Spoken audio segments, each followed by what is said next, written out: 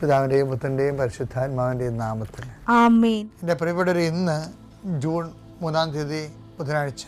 അമ്മേ പരിശുദ്ധ അമ്മേ, അമ്മേ പരിശുദ്ധ ദൈവമാതാവേ, കൃപാസനത്തിലൂടെ ഞങ്ങൾക്കും ഞങ്ങളുടെ ദേശത്തിനും അമ്മ മധ്യസ്ഥം തേടി തന്ന എല്ലാ അനുഗ്രഹങ്ങൾക്കും കൃപകൾക്കും ഞങ്ങളിപ്പോൾ ഹൃദയം നിറഞ്ഞ നന്ദി പറയുന്നു. അമ്മേ പരിശുദ്ധമ്മേ ദൈവമാതാവേ, 2004 ഡിസംബർ 7-ാം തീയതി ഉച്ചകഴിഞ്ഞ് 2:30 കൃപാസനത്തിൽ സംഭവിച്ച അമ്മയുടെ പ്രത്യക്ഷപ്പെടലിനെ കുറിച്ച് തിരുസഭയ്ക്ക് സമർപ്പിച്ചിരിക്കുന്ന പഠനരേഖകളുടെ മേൽ സഭാത്മകമായ പഠനം ആരംഭിക്കുവാൻ ഞങ്ങൾ പ്രാർത്ഥിക്കുന്നു.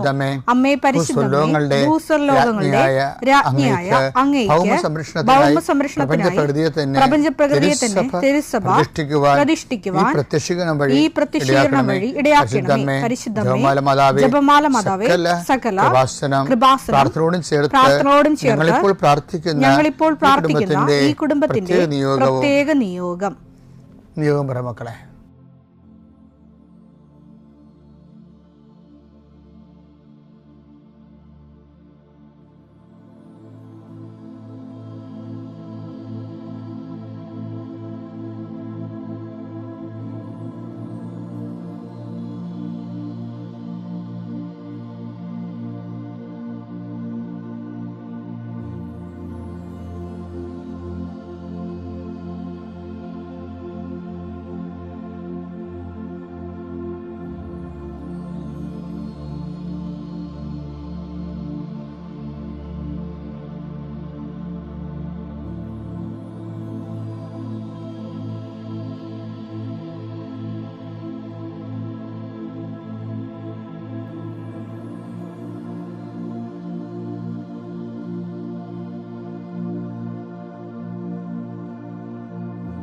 അമ്മയുടെ പ്രത്യക്ഷീകരണത്തിന്റെ ഈ അനുഗ്രഹവേളയിൽ ഞങ്ങൾക്ക് സാധിച്ചു തരുവാൻ കനിയണമേ. ആമേൻ. വിശ്വാസ പ്രമാണം. സർവശക്തനായ പിതാവും ആകാശത്തിന്റെയും ഭൂമിയുടെയും സൃഷ്ടാവുമായ ദൈവത്തിൽ ഞാൻ വിശ്വസിക്കുന്നു. അവിടുത്തെ ഏകപുത്രനും ഞങ്ങളുടെ കർത്താവുമായ ഈശോ മിശിഹായിലും ഞാൻ വിശ്വസിക്കുന്നു. ഈ പുത്രൻ പരിശുദ്ധാത്മാവിനാൽ ഗർഭസ്ഥനായി കന്യകാമറിയത്തിൽ നിന്ന് പിറന്ന് പൊന്തിയോസ് പീലാത്തോസിന്റെ കാലത്ത് പീഡകൾ സഹിച്ച് കുരിശിൽ തറയ്ക്കപ്പെട്ട് മരിച്ച് അടക്കപ്പെട്ട് പാതാളങ്ങളിൽ ഇറങ്ങി മരിച്ചവരുടെ ഇടയിൽ നിന്ന് 3-ാം നാൾ ഉയർത്ത് സ്വർഗത്തിലേക്ക് എഴുന്നള്ളി സർവശക്തിയുള്ള പിതാവായ ദൈവത്തിന്റെ വലതുഭാഗത്തിരിക്കുന്നു. അവിടെ നിന്ന് ജീവിക്കുന്നവരെയും മരിച്ചവരെയും വിധിക്കുവാൻ വരുമെന്നും ഞാൻ വിശ്വസിക്കുന്നു. പരിശുദ്ധാത്മാവിലും ഞാൻ വിശ്വസിക്കുന്നു. വിശുദ്ധ കത്തോലിക്കാ സഭയിലും പുണ്യവാന്മാരുടെ ഐക്യത്തിലും പാപങ്ങളുടെ മോചനത്തിലും ശരീരത്തിന്റെ ഉയർപ്പിലും നിത്യമായ ജീവിതത്തിലും ഞാൻ വിശ്വസിക്കുന്നു. ആമേൻ. സുഖസ്ഥനായ ഞങ്ങളുടെ പിതാവേ, അങ്ങയുടെ നാമം പൂജിതമാകണമേ. അങ്ങയുടെ രാജ്യം വരണമേ. അങ്ങയുടെ തിരുമനസ് സ്വർഗത്തിലെ പോലെ ഭൂമിയിലും ആകണമേ. അന്നു വേണ്ടുന്ന ആഹാരം ഇന്ന് ഞങ്ങൾക്ക് തരണമേ. ഞങ്ങളോട് തെറ്റ് ചെയ്യുന്നവരോട് ഞങ്ങൾ ക്ഷമിക്കുന്നത് പോലെ ഞങ്ങളുടെ തെറ്റുകൾ ഞങ്ങളോടും ക്ഷമിക്കണമേ. ഞങ്ങളെ പ്രലോഭനത്തിൽ ഉൾപ്പെടുത്തരുതേ, തിന്മയിൽ ഞങ്ങൾ രക്ഷിക്കണമേ. ആമേൻ. നന്മ നിറഞ്ഞ മറിയമേ, സ്വസ്തി. കർത്താവ് അങ്ങയുടെ കൂടെ സ്ത്രീകളിൽ അങ്ങ് അനുഗ്രഹിക്കപ്പെട്ടവളാകുന്നു. അങ്ങയുടെ ഉദരത്തിൻ ഫലമായി ഈശോ അനുഗ്രഹിക്കപ്പെട്ടവനാകുന്നു. പരിശുദ്ധ മറിയമേ, തമ്പുരാന്റെ അമ്മേ, പാപികളായ ഞങ്ങൾക്ക് വേണ്ടി ഇപ്പോഴും ഞങ്ങളുടെ മരണസമയത്തും തമ്പുരാനോട് അപേക്ഷിക്കണമേ. ആമേൻ. കർത്താവേ, നിന്റെ ഉന്നതമായ നാമത്തിന് സ്തോത്രം ചെയ്യുന്നു. കർത്താവേ, നിന്റെ വിശുദ്ധ പൗരോഹിത്യത്തെ മഹത്വപ്പെടുത്തണമേ. കർത്താവേ, പ്രാർത്ഥന എത്ര ലളിതമാണെങ്കിലും എളിയതാണെങ്കിലും ഇതുകൊണ്ട് എന്താണ് ഉദ്ദേശിക്കേണ്ടത്? കർത്താവേ, നീയാണ് ഉദ്ദേശിക്കേണ്ടത്. നാനാവിധ രോഗികളെ കർത്താവേ നിന്റെ വിശുദ്ധമായ രക്തം തളിക്കണമെന്ന് പ്രാർത്ഥിക്കുന്നു.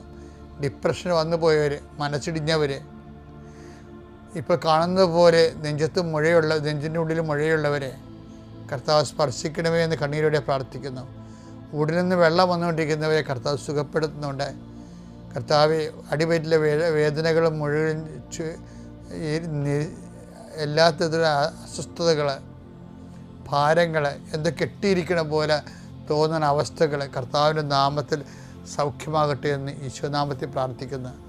കർത്താവെ, ഇന്ന് ജോലി അന്വേഷിച്ച് പോകുന്നവരെ കർത്താവ് ഓപ്പറേഷന് വേണ്ടി ഒരുങ്ങിക്കൊണ്ടിരിക്കുന്നവരെ, ഓപ്പറേഷൻ 2.5 മണിക്കൂർ ഉണ്ടാകുമെന്ന് കേട്ടപ്പോഴൊരു പ്രയാസം നേടുന്നവരെ, അതിനെക്കുറിച്ച് ഭയങ്ങൾ തോന്നുന്നവരെ, എല്ലാ ഓപ്പറേഷനുകളെയും കർത്താവിൻ്റെ നാമത്തിൽ ഞാൻ ആശീർവദിക്കുന്നു. കർത്താവ് പ്രസവത്തിലെ കുഞ്ഞിന് വെയിറ്റ് കൂടുതലാണ്, സിസേറിയൻ വേണമെന്ന് പറഞ്ഞപ്പോൾ അങ്ങനെ പറഞ്ഞിരിക്കുന്നവർ, അങ്ങനെ ഓരോരോ വിഷയത്തിൽ പ്രസവ സംബന്ധമായ വിഷയങ്ങളിൽ വിഷമിക്കുന്നവരും വേദനിക്കുകയും വീർമുട്ടുകയും ചെയ്യുന്നവരുടെ എല്ലാ ഭാരങ്ങളും മാറി മാതാവ് പ്രസവത്തിൻ്റെ ഓപ്പറേഷൻ്റെ ടൈമിൽ അല്ലെങ്കിൽ പ്രസവത്തിൻ്റെ സമയം നിൻ്റെ കൂടെ കൈകൾ പിടിച്ചുകൊണ്ട് പരിശുദ്ധ അമ്മയെ നിന്നെ ഏൽപ്പിക്കുന്ന പിതാപുത്രനും പരിശുദ്ധാത്മാവായ സർവീശ്വര എന്നേക്കും ആമേൻ. മക്കളെ, നമ്മളെ ഇന്നലെ കണ്ടത് ഒരു ബാങ്ക്രപ്സി എന്ന് പറയുന്നത് എന്താ? പാപ്പർ പാസ്. ചില ആൾക്കാർ പാപ്പർ പാസ് എന്ന് പറയത്തില്ല. എന്ന് വെച്ച് കഴിഞ്ഞാൽ ഇപ്പം ലോൺ എടുത്ത് ജപ്തിയായി, നമുക്ക് അടക്കാൻ നിവൃത്തിയില്ല, നമ്മൾ ജയിലിൽ കേസ് കൊടുത്തവൻ ജയിച്ച് നമ്മൾ ജയിലിൽ പോന്ന് വിചാരിച്ചു.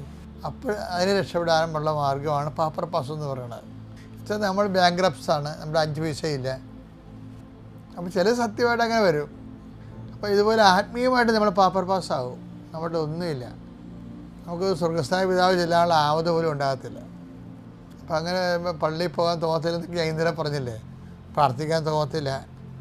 ആ പാടെ ഒരു ബാങ്ക്രപ്സി, ഒരു വരണ്ട വാക്കുമായി പോകും. ഇപ്പോൾ എല്ലാം നമ്മളിങ്ങനെ എല്ലാം ഇങ്ങനെ റിസോഴ്സ് തീർന്നു പോകുന്ന അവസ്ഥ. അങ്ങനെ ഒരു സംഭവം വന്ന് നമ്മൾ എന്ത് ചെയ്യും? പ്രാർത്ഥിക്കാതെ മുന്നോട്ട് പോകാൻ പറ്റണില്ല, പക്ഷെ പ്രാർത്ഥിക്കാനൊട്ട് തോന്നുകയില്ല, അതിനുള്ള വിശ്വാസമില്ല, ഒരു തരം ശൂന്യമായ ഒരവസ്ഥ വന്നാൽ എന്ത് ചെയ്യും? അതിനിപ്പോൾ ചെയ്യേണ്ട ഒരു കാര്യമാണ്. ഇന്നലെ ഞാനൊന്ന് പറഞ്ഞായിരുന്നു, എന്താണ് ചെയ്യണമെല്ലാം ക്രൂശിക്കപ്പെട്ട ക്രിസ്തു ചെയ്യണമെന്ന് ഇന്നലെ പറഞ്ഞായിരുന്നു. ഇന്ന് ഞാൻ നിങ്ങളോട് പറയാൻ പോകുന്നത്, അതായത് ഇപ്പോഴേ പൗലോസ് അപ്പോസ്തലനൊക്കെ പറഞ്ഞില്ലേ, കുറേ എന്തെങ്കിലും ഇപ്പം നിങ്ങൾ ബാങ്ക്രപ്സി ആയി പോയെന്ന് വിചാരിച്ചോ, നിങ്ങൾക്ക് ആത്മീയമായ ഒരു കൃപയും ഇല്ല, സീറോ ഗ്രേസ് ആണെന്ന് വിചാരിച്ചോ, അപ്പം എന്ത് ചെയ്യാമെന്നറിയുമോ? കുറച്ച് അനീതികളൊക്കെ ഉണ്ടല്ലോ, കുറച്ച് ആൾക്കാർ നമ്മളോട് ഇപ്പോൾ അനീതികളൊക്കെ ചെയ്യത്തില്ലേ? ഇപ്പം എന്നോട് കുറേ ആൾക്കാർ അനീതി ചെയ്തിട്ടുണ്ട്, ഞാൻ ചെയ്തിട്ടുണ്ടെന്ന് അറിയത്തില്ല. നമ്മൾ ചിലപ്പോൾ എല്ലാം നല്ലോണം പറഞ്ഞിരിക്കും, ചില ആൾക്കാർക്ക് അത് മോശമായിട്ട് വരുമല്ലോ. അപ്പോൾ ഏതായാലും നമ്മൾക്കെതിരെ ഈ സമൂഹത്തിൽ നമ്മൾ അനീതികൾ ചെയ്യും. അനീതികൾ പലതരത്തിൽ നമ്മുടെ കയ്യിൽ നിന്ന് മറ്റുള്ളവർക്ക് അനീതി വരുമല്ല, മറ്റുള്ളവർ ചെയ്യണ അനീതി നമുക്കെതിരെ അനീതി ചെയ്യുന്നവരില്ലേ നമുക്കെതിരെ. അപ്പോൾ അങ്ങനെ വരുമ്പോൾ, ഇപ്പോൾ ഉദാഹരണത്തിന് ഇപ്പോൾ എംപ്ലോയ്മെൻറ്റ് കഴിഞ്ഞ ദിവസങ്ങളിൽ എംപ്ലോയ്മെൻറ്റിൽ നിന്ന് എനിക്ക് 40 വയസ്സയച്ചായി, ഇനി എംപ്ലോയ്മെൻറ്റിൽ നിന്ന് എനിക്ക് കാർഡ് വരുവാന്നറിയത്തില്ല. അപ്പോൾ ആ കാർഡ് നോക്കിയപ്പോൾ എംപ്ലോയ്മെൻറ്റ് കാർഡ് കറുത്ത കാർഡ്, എംപ്ലോയ്മെൻറ്റ് കാർഡ് വെളുത്ത കാർഡായിരുന്നു. ഇത് ഇരുന്നിരുന്ന് ജോലി കിട്ടാതെ എപ്പോഴും പുതുക്കി ഇടയ്ക്ക് വല്ലപ്പോഴൊക്കെ വരുന്ന് വിളിക്കും. അങ്ങനെ അപ്പം അവർ പറഞ്ഞു അവർക്ക് ജോലി വേണം. ഒരു 40 വയസ്സ് കഴിഞ്ഞാൽ പിന്നെ വിളിക്കത്തില്ലല്ലേ അവർ. അപ്പോൾ ആ ഒരു കണ്ടീഷനിലായി അവർ. അപ്പം ഇതുപോലെ പക്ഷേ ജോലിക്കുള്ള മെമ്മോ നമുക്ക് എംപ്ലോയ്മെൻറ്റിൽ നിന്ന് വന്നെന്ന് വിചാരിക്കുമ്പോൾ പണ്ട് അൺഎംപ്ലോയ്മെൻ്റ് ഉണ്ടായി, തൊഴിലില്ലാവേദന ഉണ്ടായിരുന്നില്ല. അപ്പോഴും ഇതുപോലെ നമുക്ക് ഇപ്പോൾ വേതനത്തിന് വേണ്ടി കാർഡൊക്കെ വരും. അപ്പോൾ ഗവൺമെൻറ്റിൽ നിന്ന് അന്വേഷണം വരുമല്ലോ ആദ്യം. അപ്പോൾ ആൾക്കാർ നമ്മുടെ വീടിൻ്റെ അടുത്തൊക്കെ വന്ന് അന്വേഷിച്ചും പോവും, ഇന്ന ആളിനെ തൊഴിലില്ലാവേദന അനുഭവിച്ചിട്ടുണ്ട് അയാൾക്ക്. അപ്പോൾ ചില കഥാപാത്രങ്ങളുണ്ടാവില്ല എല്ലാ നാട്ടിലും. അവർ പറയുമേ, അവരെവിടെ അമേരിക്കയില, ബാംഗ്ലൂർ, അവരവിടെ എന്ത് ജോലിയാണല്ല, ഒരു ജോലിയില്ലേ, വീട്ടിൽ നിൽക്കാൻ പറ്റാതെ വേറെ എവിടെ പോയി നിൽക്കായിരിക്കും. പക്ഷെ എന്നാലും ആൾക്കാർ നമ്മളിങ്ങനെ സഹായിക്കും. അതുകൊണ്ട് അവരുടെ ജോലി ഉണ്ടല്ലേ, എന്താണെന്ന് അത് ക്യാൻസൽ ചെയ്യും, സഹായം ക്യാൻസൽ ചെയ്യും. അപ്പോൾ അയൽവാസികൾ ചെയ്യണ സഹായങ്ങളാണ്. ഇതുപോലെ അനീതികൾ ചിലപ്പോൾ ഒരു കല്യാണക്കാര്യം വരുമ്പോൾ അന്വേഷിക്കണത് ഇതുപോലെ റോഡേ വന്നിട്ട് നമ്മൾ ആൾക്കാർ അന്വേഷിക്കുമല്ലോ, ഞങ്ങളുടെ വീട്ടിൽ നിന്നൊരു കല്യാണം, ഇവിടുന്ന് ഇന്ന വീട്ടിൽ നിന്ന് കല്യാണം എടുക്കുന്നു, അപ്പോൾ അതുകൊണ്ട് ഞങ്ങളവിടെ അന്വേഷിക്കാൻ വന്നാണെന്നൊക്കെ പറയുമ്പോൾ കേൾക്കണം പറയും, അതൊക്കെ ശരിയാണ്, ഒന്ന് അന്വേഷിച്ചിട്ടൊക്കെ വേണം അതൊക്കെ ചെയ്യാനെന്ന്. വേറെ ഒന്നും ആരും പറയത്തില്ല. എന്ന് വെച്ച് കഴിഞ്ഞാലേ പെണ്ണിന് അല്ലെങ്കിൽ ചെറുക്കൻ എന്താ കുഴപ്പമുണ്ടെന്ന് പറഞ്ഞാൽ ഒന്ന് അന്വേഷിച്ചിട്ട് വേണം ഇതൊക്കെ ചെയ്യാനെന്ന്. അവർ വല്ലതും ചെയ്ത, അവർ തെറ്റൊന്നും ചെയ്തില്ല, അവർ പറഞ്ഞു ഇത്രയേ ഉള്ളൂ, അന്വേഷിക്കണമെന്ന്. എന്ന് വെച്ച് കഴിഞ്ഞാൽ അതിൻ്റെ അണ്ടർ മീനിങ് എന്താ? ആ വീട്ടുകാർ ആ പയ്യൻ കല്യാണം കഴിക്കാൻ പറ്റാത്ത ആളാണെന്നാണ്. അനീതി ഇങ്ങനെ കുറേ പേര് നമ്മളോട് ചെയ്യും, ഓരോരുത്തരത്തിൽ. ഈ അനീതി ഇപ്പോൾ ചില ആൾക്കാർ, ചില കടക്കാർ വന്ന് എന്നോട് പറയും, എൻ്റെ അച്ഛ കാശ് കിട്ടുമ്പോൾ കാശില്ലാത്തപ്പോൾ ഓടി എൻ്റെ അടുത്ത് വരും, 1/2 കിലോ അരി, ശർക്കര, തേയില, ഗോതമ്പെന്നൊക്കെ പറഞ്ഞ്, പയറെന്നൊക്കെ പറഞ്ഞ് വരും. കാശ് കിട്ടുമ്പോൾ എൻ്റെ മുമ്പിലൂടെ വേറെ കടയിൽ പോകുമെന്ന് പറയും. ഇതൊക്കെ ആൾക്കാർ ചെയ്യണതാണ് ഇങ്ങനെ. അപ്പോൾ നമുക്ക് സങ്കടം തോന്നും. നമ്മുടെ കടയിൽ അവർക്ക് പട്ടിണി വന്നപ്പോൾ നമ്മളാണ് സഹായിച്ചത്. പക്ഷേ 10 പൈസ കിട്ടിയപ്പോൾ അവർ നമ്മുടെ കടയിൽ പോയി 2 അപ്പുറത്തെ കടയിൽ പോകും, അല്ലെങ്കിൽ ടൗണിൽ പോയി മേടിക്കും. അപ്പം നിറവില്ലാത്തവരുണ്ടാകും കുറേ പേര്. നമ്മുടെ ആധ്യാത്മികം വളരാത്തതിൻ്റെ കാരണം ഈ സൂക്ഷ്മജീവികളാണ്. നിറവില്ലായ്മയുടെ സൂക്ഷ്മജീവികൾ എല്ലാവരുടെ ജീവിതത്തിലൊക്കെ കുറേശ്ശെ ഉണ്ട്. അപ്പോൾ ഇത് വരുമ്പോൾ ഇതുമൂലം ഉണ്ടാകുന്ന അനീതികളുണ്ട്. അപ്പോൾ ഈ അനീതി എന്ന് പറയുമ്പോൾ എൻ്റെ ഇടയ്ക്കാണ് അനീതി കിട്ടുകയാണെങ്കിൽ ഞാൻ അതുകൊണ്ട് നല്ല അടിപൊളി നല്ല 24 ക്യാരറ്റിൻ്റെ തങ്കത്തിൻ്റെ കൃപയുണ്ടാക്കും. എന്താ കാര്യം എന്നറിയാമോ? അനീതി നമ്മൾ അനുഭവിച്ചാൽ, ഇപ്പോൾ ഈശോ ബൈബിളിൽ ചോദിക്കണില്ലേ, 1 കോറിന്ത്യർ 6:7 കഴിഞ്ഞ ദിവസം കണ്ടതാണ്, എന്നാൽ ഇപ്പോൾ ഒരു വേറെ അർത്ഥത്തിൽ കാണാം നമുക്ക്. 1 കോറിന്ത്യർ 6:7 നിങ്ങൾ തമ്മിൽ വ്യവഹാരങ്ങൾ ഉണ്ടാകുന്നത് തന്നെ നിങ്ങളുടെ പരാജയമാണ്. എന്തുകൊണ്ട് ദ്രോഹം നിങ്ങൾക്ക് ക്ഷമിച്ചുകൂടാ? ബൈബിൾ ചോദിക്കണേ, എന്തുകൊണ്ട് ദ്രോഹം നിങ്ങൾക്ക് ക്ഷമിച്ചുകൂടാ? വഞ്ചന സഹിച്ചുകൂടാ. അപ്പം അപ്പം നമ്മളോർക്കും, എന്തിനാണ് ഈ വഞ്ചന സഹിക്കണത്? എന്തിനാണ് ഇങ്ങനെ ദ്രോഹം ക്ഷമിക്കണത്? ഇത് എന്ത് പുസ്തകവിധെന്നൊക്കെ ചോദിക്കും. ചില ആൾക്കാർക്ക് ഉൾക്കൊള്ളാൻ പോലും പറ്റുന്നത് ബൈബിളിലാണ്. കാര്യം എന്ന് വെച്ചാൽ യഹൂദന് ഇതൊക്കെ കേട്ട് കഴിഞ്ഞാൽ വേറെയും കണ്ണിന് പകരം കണ്ണ്, പല്ലിന് പകരം പല്ല് എന്ന് ചൊല്ലി എന്നാണ് അവർ പഠിച്ചു വച്ചിരിക്കുന്നത് അവരുടെ പഴയകാല ജീവിത അനുഭവങ്ങളിൽ നിന്ന്. കർത്താവ് അതെല്ലാം തിരുത്തുകയാണ്, മൊത്തം തിരുത്തുകയാണ്. എന്തിനാണ് തിരുത്തണമെന്ന് നിങ്ങൾക്കറിയാവോ?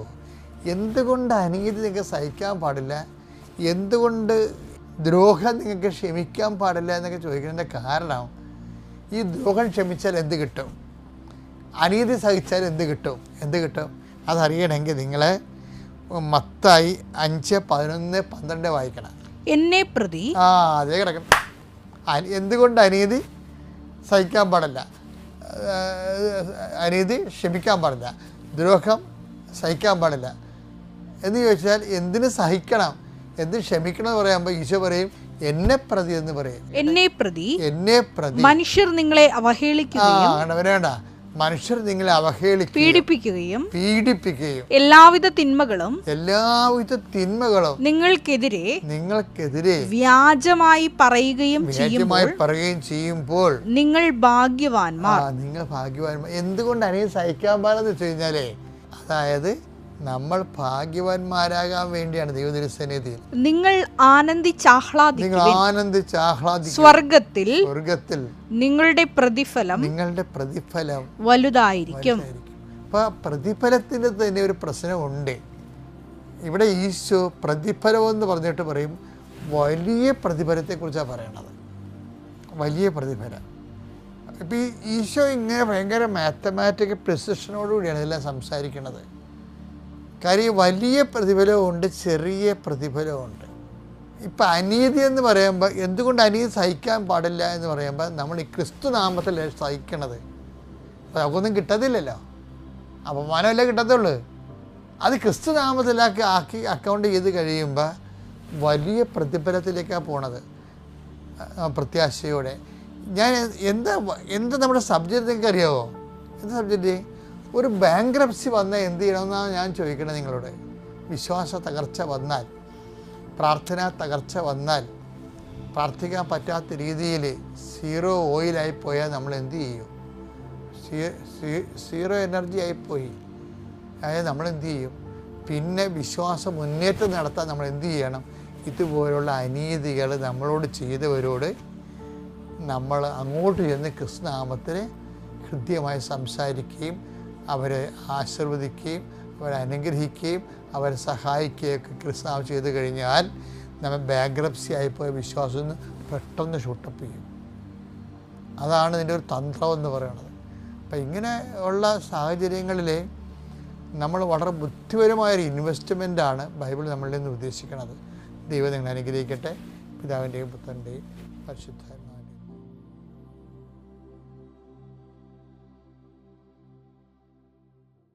അത്യപൂർവ ദൈവാനുഭവങ്ങൾ ഇനി നിങ്ങൾക്കും സ്വന്തം. ഈ യൂട്യൂബ് ചാനൽ ഇതുവരെ സബ്സ്ക്രൈബ് ചെയ്തിട്ടില്ലെങ്കിൽ ഇപ്പോൾ തന്നെ സബ്സ്ക്രൈബ് ചെയ്യുക. ഈ വീഡിയോ ഇപ്പോൾ തന്നെ നിങ്ങളുടെ സുഹൃത്തുക്കൾക്ക് ഷെയർ ചെയ്തുകൊണ്ട് കർത്താവിൻ്റെ പ്രേക്ഷിതരാകുക.